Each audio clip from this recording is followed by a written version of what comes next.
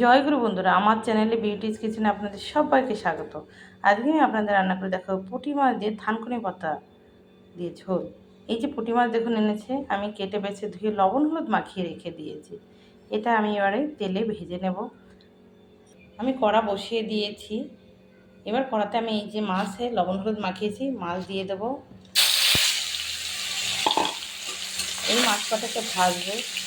কিছু মাছ আগে ভাজা হয়ে গেছে, কিছু মাছ আগে ভাজা করে খাওয়া হয়ে গেছে, আর আমি একটু থানকুনি মাছের ঝোল করবো তাই কটা রেখেছি।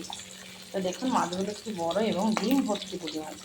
এখানে দেখুন আমি একটা আলু কেটেছি, আর এই যে থানকুনি পাতা, দু বান্ডিল থানকুনি পাতা দিয়ে গরমকালে তো একদম পাতলা ঝোল করব। কাঁচা লঙ্কা চিড়ে দিয়ে এখানে কেটে বেছে ধুয়ে রেডি করে রেখে দিয়েছি। মাছ ভাজা হয়ে গেছে, আমি নামিয়ে নেব। মাছ ভাজা নামিয়ে নিয়েছি। এবার মাছ ভাজা তেলের ভিতরে আমি এই যে আলু কেটে রেখেছি আলুটাকে দিয়ে দেবো। একটু আমি আলুটাকে একটু নেড়ে চেড়ে নেব। একটু ভেজে ভেজে তারপরে আমি জল দিয়ে দেবো। আলুর ভিতরে একটু আমি লবণ দেবো, তাহলে সিদ্ধটা তাড়াতাড়ি হয়ে যাবে। আলুগুলো একটু ঢেকে দেবো। আমি দিয়ে দেবো একটু হলুদ, নেড়ে চেড়ে একটু ঢেকে দেবো।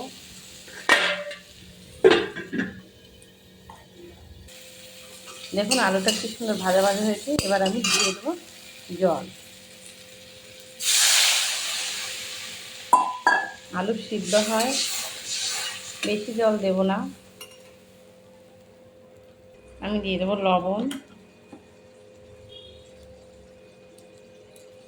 দিয়ে দেবো হলুদ,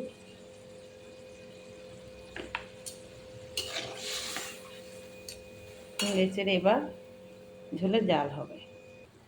ঝোলের জাল হচ্ছে, আমি দিয়ে দেবো কাঁচা লঙ্কা। আমি কাঁচা লঙ্কা চিড়ে রেখেছি, দেখুন এই যে কাঁচা লঙ্কা দিয়ে দিচ্ছি।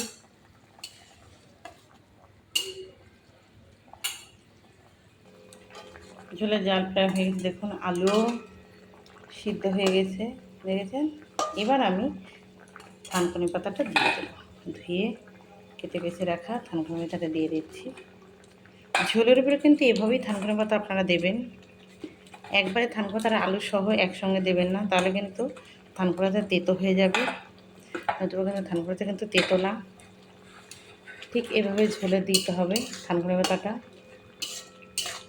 এভাবে কিন্তু ছোটো মাছ দিয়ে, পুঁটি মাছ হোক ছোটো মাছ দিয়ে থানকুনি পাতার তরকারি করে খেয়ে দেখবেন, ভীষণ ভালো লাগে, ভীষণ উপকার। আমি ভেজে রাখা মাছটাও দিয়ে দেবো।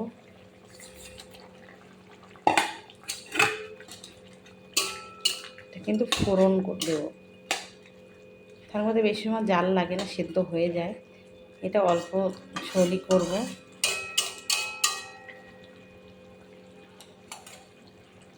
আমি এবার নামিয়ে নেব, নামিয়ে ফোড়ন দেব।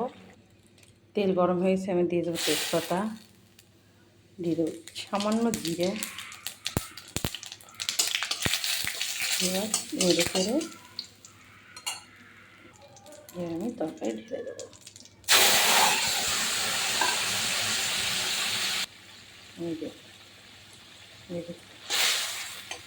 ফোড়নের সময় তো একদম কিচ্ছু দেখা যায় না, অন্ধকার হয়ে যায় কড়া।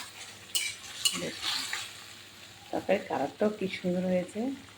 এবার আমি একটা দুটো আলু একটু ঘেটে দেবো, যেমন করে প্রতিটা তরকারিতে দিই।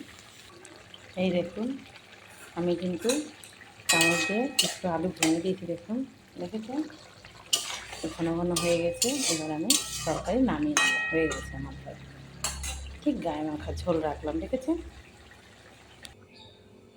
দেখুন বন্ধুরা, এই যে পুঁটি মাছের থানকুনি পাতা দিয়ে তরকারি। তো এভাবে কিন্তু থানকুনি পাতা দিয়ে পুঁটি মাছ দিয়ে, মরলা মাছ দিয়ে, যে কোনো চুনো মাছ দিয়ে তরকারি রান্না করে খাবেন, আর গরমকালে ভীষণ ভালো। আর থানকুনি তো উপকার সবাই জানেন, কাঁচাও খাওয়া যায়, বাটাও খাওয়া যায়। তো এইভাবে ঝোল করে খাবেন। আমার এই রেসিপিটা যদি ভালো লেগে থাকে তাহলে please please please like, share, comment করতে কিন্তু ভুল করবেন না। সাবস্ক্রাইবটা করে দেবেন। জয় গুরু।